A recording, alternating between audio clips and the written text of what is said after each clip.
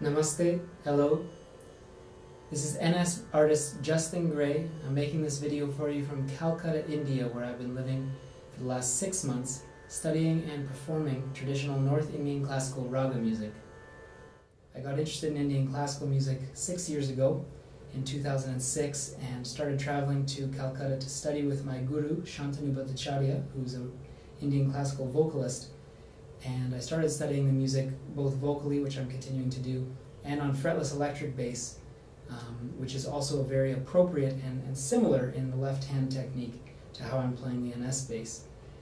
At the time I would have loved to bring an upright bass, but I wasn't acquainted with such a beautiful travel-sized instrument, and bringing an upright bass to India is not really a possibility for me at this time. So I developed the music on electric bass over the last 6 years, but within this last year I got acquainted with the NS bass because I really wanted to bring arco and bowing into a part of my life and my path with this music. There's a lot of bowed stringed instruments in the Indian classical tradition, like sarangi and dilruba, and actually Western violin, played slightly differently of course.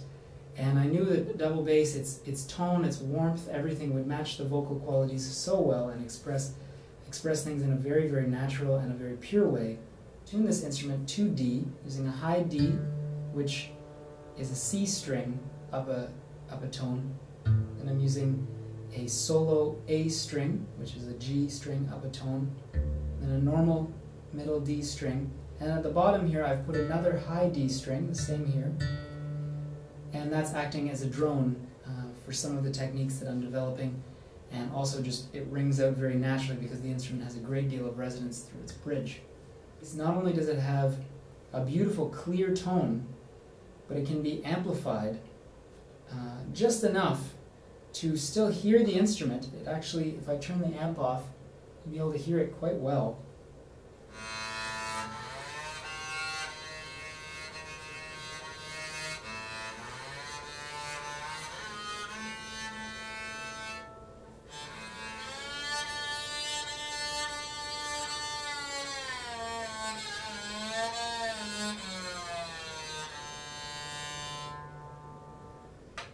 So the instrument itself puts out quite a lot of sound, which is wonderful. It's wonderful for practicing, and it's also amazing that the instrument has an inherent sound to it.